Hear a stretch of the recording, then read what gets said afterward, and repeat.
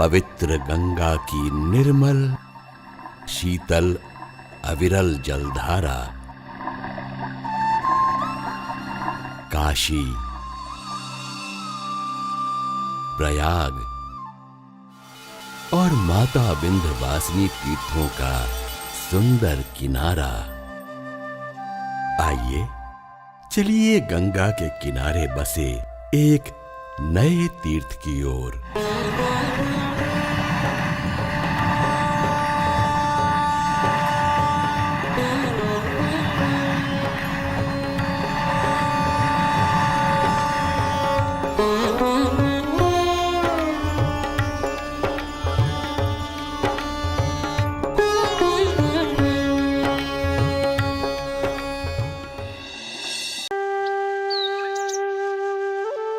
समय के गर्भ में छिपे सुख, शांति, त्याग, प्रेम और भक्ति के एक अद्वितीय स्थल को खोजती एक यात्रा। एक ऐसी यात्रा सुंदर, सहज, निर्मल वातावरण से श्रृंगित, हरियाली, लहलहाते खेतों, पेड़ पौधों से गुजरती, मासूम पशु पक्षियों को निहारती, सोंधी सोंधी मिट्टी की खुशबू के एहसास को जीती, शक्ति, भक्ति और आस्था से परिपूर्ण स्थल की ओर अग्रसर होती है। विश्वास और प्रेम की ओर ले जाता ये मनमोहक रास्ता सबको सुमंगल प्रदान करने वाली, तीनों लोकों का निर्माण करने वाली, श्रेष्ठ भक्ति का दान देने वाली उन जनक नंदिनी भूमि पुत्री सीता जी को सत सत प्रणाम।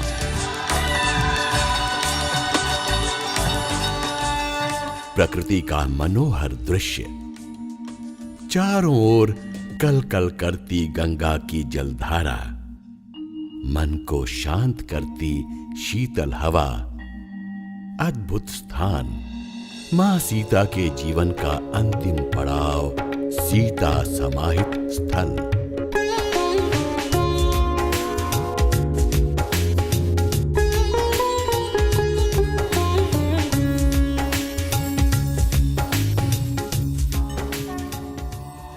मां सीता पतिव्रता पत्नी का वो रूप है जो त्याग और समर्पण की भावना को अपने उच्चतम स्थान पर ले जाता है। माता सीता के जीवन का अंतिम प्रसंग। पुत्र लव कुश ने जब अपने ही पिता राजा राम को युद्ध के लिए ललकारा तो माता सीता अपने पति के समक्ष प्रकट होते हुए अपने पुत्रों का उनके पिता से परिचय कराती हैं। ऋषि वाल्मीकि राम को सारा वृत्तांत बतलाते हैं और कहते हैं कि माता सीता को अपने साथ ले जाकर यज्ञ पूर्ण करें। राम वाल्मीकि की बातें मानते हैं और लक्ष्मण को माता सीता को ले आने के लिए भेजते हैं। माता सीता के आत्मसम्मान को एक बार फिर ठेस पहुंचती है और वो पुनः अग्नि परीक्षा से मना करती हैं। अपने सतीत्व, अपने पतिव्रता धर्म को प्रमाणित करने के लिए वे धरती मां से प्रार्थना करती हैं कि हे मां, मुझे अपनी गोद में स्थान दे दो। धरती मां अपना आकार बदलती हैं और अगले ही क्षण माता सीता धरती मां की गोद में समाहित हो जाती हैं। धरती मां की वही गोद आज सीतामढ़ी में माता सीता समाहित स्थल के नाम से जानी जाती है। सीता समाहित स्थल, वसुंधरा का आंचल, मां की गोद। बिटप महीप सुर सरित समीप सो है, सीता बट पेखत पुनीत होत पात की। बारीपुर दिगपुर बीच बिलसती भूमि, अंकित जो जानकी चरण जलजात की।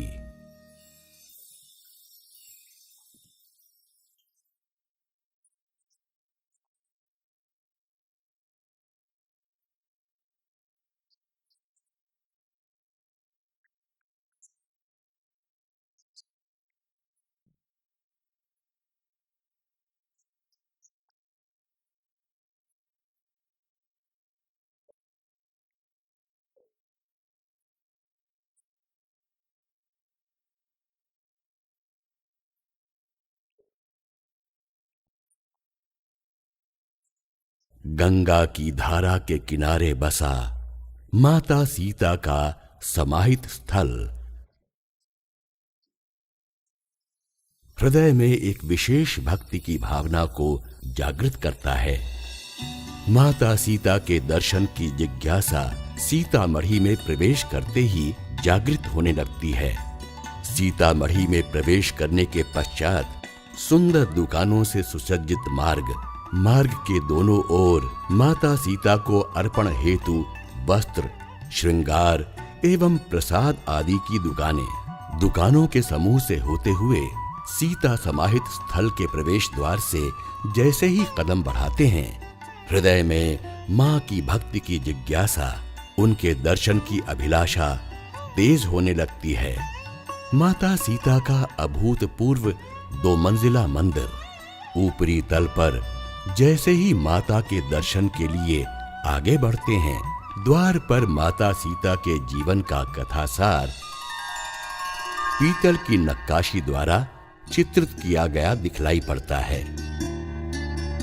द्वार के एक तरफ भगवान राम और माता सीता का वाटिका में उनके प्रथम मिलन का सुंदर चित्र, जो माता सीता की कोमलता को दर्शाता है, और दूसरी तरफ माता सीता के हरण का मार्मिक चित्र। मंदिर के इस ऊपरी तल पर है माता सीता की भगवती रूप में राजसी मुद्रा में हाथ जोड़े 16 श्रृंगार से सुसज्जित आशीर्वाद प्रदान करती हुई भव्य प्रतिमा। माता के चांदी चरण जो एक चौकी पर विद्यमान है, जिसको स्पर्श कर भक्तगण मां को प्रणाम करते हुए आशीर्वाद की कामना करते हैं। मूर्ति के चारों तरफ दीवार पर शीशों द्वारा निर्मित अद्भुत चित्रकारी, जो रामायण के अंतिम प्रसंगों को चित्रित करती है। अश्वमेध यज्ञ, लव कुश का युद्ध के लिए ललकारना, ऋषि वाल्मीकि का भगवान राम को उनके पुत्रों के बारे में बताना, सब चित्रित हैं।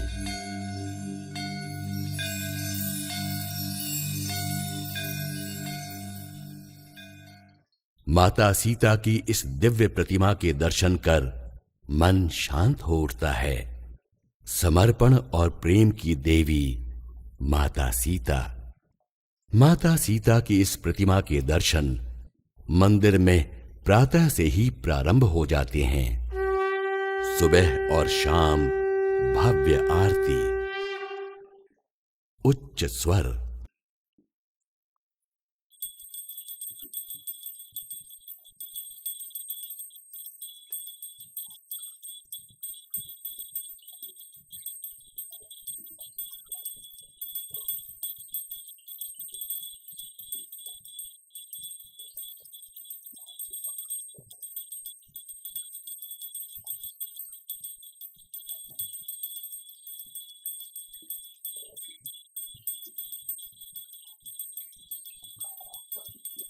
एक निराकार अनुभूति का सम्मोहन।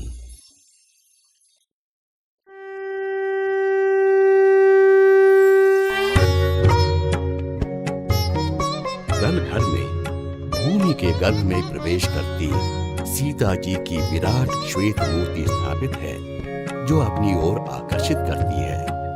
इसे देखकर शरीर में एक अद्भुत कंपन का आभास होता है।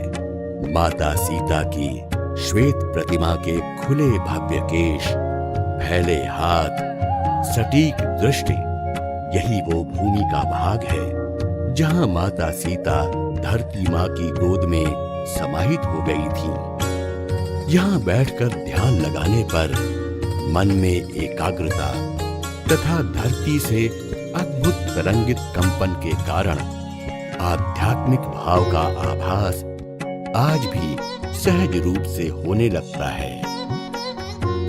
ओम जनक नंदिनी सीताय नमः। तल घर से बाहर निकलते हुए सामने सीता केश वाटिका के दर्शन होते हैं। इस वाटिका की विशेषता ये है कि यहाँ पर उत्पन्न घास को कोई भी पशु नहीं खाता। मान्यता ये है कि जब माता सीता भूमि में समाहित हो रही थी, तब भगवान राम उन्हें रोकने के लिए सीते सीते कहते हुए उन्हें पकड़ने की कोशिश करते हैं, पर उनके हाथ में माता सीता के कुछ केश ही रह जाते हैं। ऐसा विश्वास है कि ये घास माता सीता के केशों के रूप को प्रमाणित करती है। माता सीता के मुख्य मंदिर से थोड़ा हटकर गुफा के रूप में बना है ये माता सीता का प्राचीन मंदिर।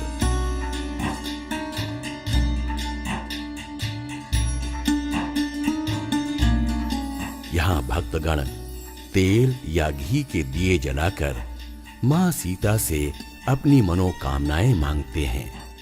ऐसी मान्यता और विश्वास है कि जो भी भक्त माता सीता के सम्मुख इस प्राचीन मंदिर में 40 दिनों तक दीप प्रज्वलित करता है, मां उसकी मनोकामनाएं अवश्य ही पूर्ण करती हैं। मां के इस प्राचीन मंदिर से थोड़ा हटकर है भगवान शिव का ये मंदिर। विराट पीपल के पेड़ की छांव में बना देवों के देव महादेव भगवान शिव का सुंदर मंदिर।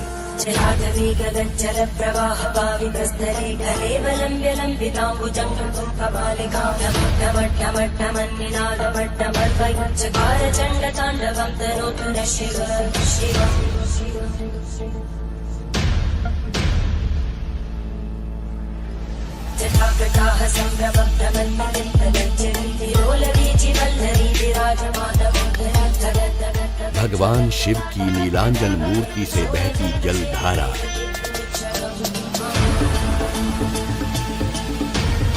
सीता समाहित स्थल के संपूर्ण वातावरण को और अधिक सुंदरता प्रदान करती है।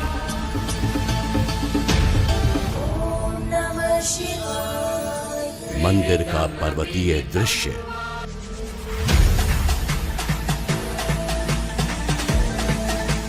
और गुफा की परिक्रमा भक्तगणों को भगवान शिव के निवास स्थल कैलाश का स्मरण कराती है।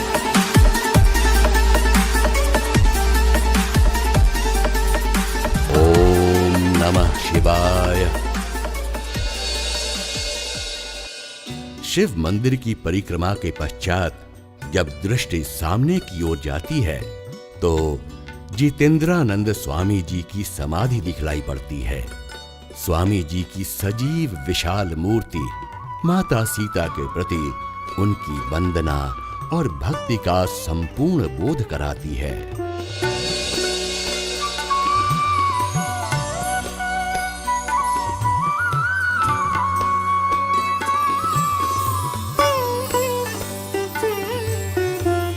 ऋषिकेश से गंगा के किनारे 900 किलोमीटर की पैदल यात्रा करते हुए सुप्रीम कोर्ट के प्रतिष्ठित अधिवक्ता स्वामी जितेंद्रानंद जी जब वाल्मीकि आश्रम पहुंचे तो यहां भूमि के एक टुकड़े को देखकर चकित हो गए। भूमि के उस टुकड़े के चारों ओर 30 फुट ऊंची घास की दीवारें जो एक शिला की तरह प्रतीत हो रही थी। भूमि के इस टीले की सम्मोहित किरणों ने स्वामी जी को प्रेरित किया और उन्होंने वहीं रुकने का मन बना लिया और फिर अगले दिन से उन्होंने वहां तपस्या शुरू की। स्वामी जी को उस टीले पर तपस्या करते हुए एक अद्भुत कंपन का आभास हुआ। इस बात का बोध हुआ कि माता सीता भूमि के इसी टुकड़े में समाहित हैं। स्वामी जी के मन में मां सीता ने ज्योत जलाई। उन्होंने इस स्थान को विकसित कर समस्त विश्व से अवगत कराने की सोच बनाई। स्वामी जी ने भूमि के उस टीले को विकसित करने के लिए श्रीमती दयावंती पुंज से निवेदन किया और दयावंती पुंज ने अपने पुत्र सत्यनारायण पुंज को यह कार्यभार सौंप दिया। श्री सत्यनारायण जी जब अपनी पत्नी के साथ इस स्थान पर पहुंचे तो उन्हें भी इस बात का बोध हुआ कि सीता जी इसी जगह पर अपनी दिव्य शक्ति के रूप में विद्यमान हैं। जब मुझे स्वामी जी ने उस माउंट पर बिठाया और कहा कि आधा घंटा आप यहाँ मेडिटेशन करो, मैंने कहा मुझे मेडिटेशन तो नहीं आती है। तो उन्होंने कहा बस आंखें बंद करके आप यहाँ बैठो। तो मुझे कोई 15-18 मिनट के बाद में वहाँ पर वाइब्रेशंस ऐसी मिली कि यहाँ पर कोई पावर है। स्वामी जी ने 10 अक्टूबर 1998 को बिजली के तार से चिपके एक भक्त की जान बचाते हुए सदैव के लिए ब्रह्मलीन हो गए और संसार को माता सीता के अंतिम पड़ाव से अवगत करा गए। स्वामी जितेंद्रानंद जी को शत शत प्रणाम।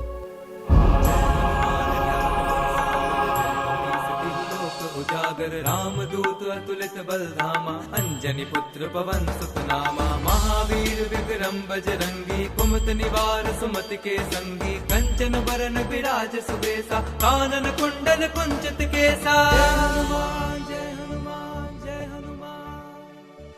हाथ वज्र और ध्वजा विराजे, कांधे मूंज जनेऊ साजे, शंकर सुवन के। भगवती सीता के लाडले पुत्र हनुमान जी के बिना माता सीता का परिचय अधूरा सा ही लगता। माता सीता के समाहित स्थल को निहारती राम भक्त हनुमान की विश्व की सबसे ऊंची 108 फुट की अद्भुत प्रतिमा चारों दिशाओं में दूर से ही दिखाई देती है। माता सीता के चरणों को प्रणाम करती राम भक्त हनुमान की ये विशाल प्रतिमा हनुमान स्थल में मुख्य द्वार से प्रवेश करने के पश्चात लगभग 25 मीटर की दूरी पर एक गुफा से होते हुए हनुमान जी की प्रतिमा के पास पहुंचा जा सकता है।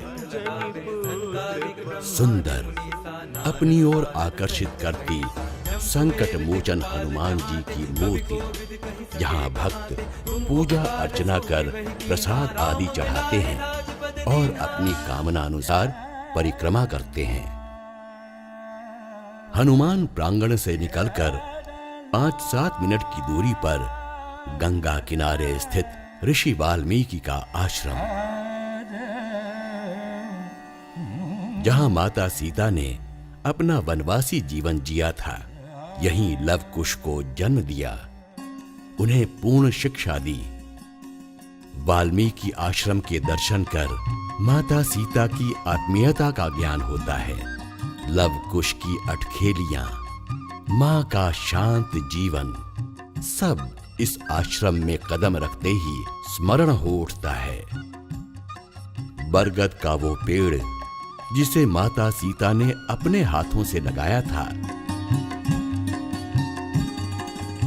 आज उसी पेड़ की शाखाएं विकसित होकर पूरे गंगा तट की शोभा बढ़ा रही हैं। ओम वाल्मीकि नमः। वाल्मीकि आश्रम के बिल्कुल ही समीप है बाबा उड़िया का आश्रम। जैसे ही बाबा के आश्रम में कदम पड़ते हैं, दूर से ही भजन कीर्तन के स्वर सुनाई देने लगते हैं। अंदर प्रवेश करते हैं तो दीवारों के चारों तरफ रंग बिरंगी चित्रकारी देखने को मिलती है, जिसे उड़िया बाबा ने स्वयं अपने हाथों से अंकित किया है। उड़िया बाबा आज भी जीवित हैं। श्याम रंग, तैलीय शरीर, लंबी जटाएं लिए आज भी भक्तों को वो अपना आशीर्वाद प्रदान करते रहते हैं। बाबा उड़िया सीतामढ़ी का जीवित महत्वपूर्ण स्तंभ, इसलिए क्योंकि यही वो जीवित पुरुष हैं जो स्वामी जितेंद्रानंद को भूमि के उस टुकड़े के समीप ले गए थे जहां माता सीता ने अंतिम आसन ग्रहण किया था। सीतामढ़ी एक महान स्थल ही नहीं, बल्कि एक दिव्य तीर्थ है।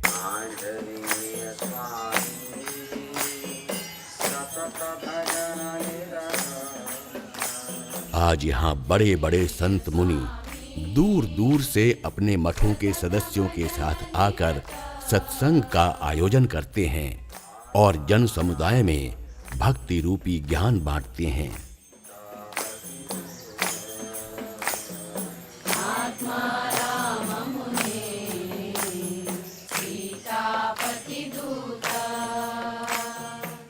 ऋषि मुनियों के लिए तपस्या का उचित तीर्थ स्थल।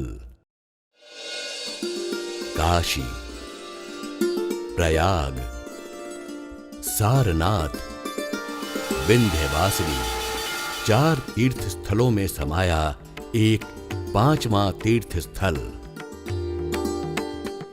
काशी भगवान शिव की नगरी, जहां गंगा अपना विशाल रूप लिए 80 घाटों को पवित्र करती हुई मानवता का प्रतीक बन जाती है। प्रयाग गंगा, यमुना और सरस्वती का अनूठा संगम।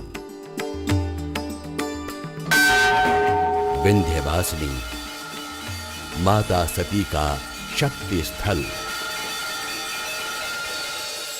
सीतामढ़ी माता सीता के जीवन की अंतिम भूमि।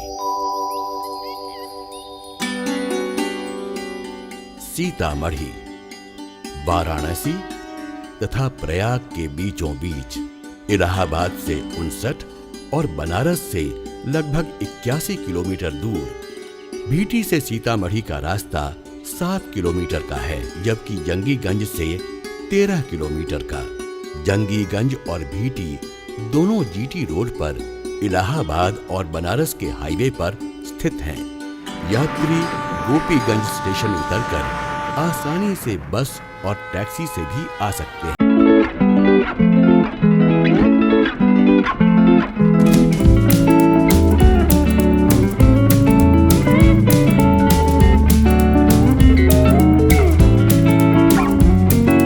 भक्तगणों के लिए ठहरने की अत्याधुनिक सुविधा संपन्न, वातानुकूलित और उच्च स्तरीय व्यवस्था है। इस प्राकृतिक पावन वातावरण में समय बिताने के इच्छुक यात्री सुलभ धनराशि देकर निवास कर सकते हैं। गेस्ट हाउस के अतिरिक्त पुरुषों और महिलाओं के लिए अलग अलग धर्मशालाएं भी निर्मित हैं, जहां नाम मात्र की धनराशि देकर ठहरा जा सकता है। गेस्ट हाउस में शुद्ध शाकाहारी भोजन की भी व्यवस्था है। एक बड़ा डाइनिंग हॉल, जहां अतिथिगण स्वादिष्ट भोजन कर सकते हैं।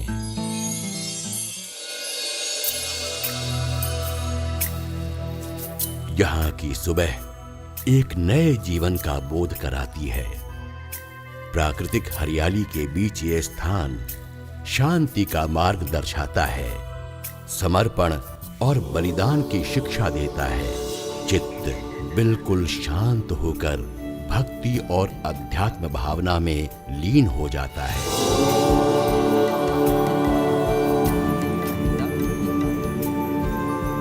इस रमणीय तीर्थ स्थल के दर्शन कर एक सुखद और यादगार यात्रा का अनुभव सदैव हृदय में समाहित रहे, ऐसी माता सीता से कामना है। ओम सीताय नमः। ओम सीताय नमः।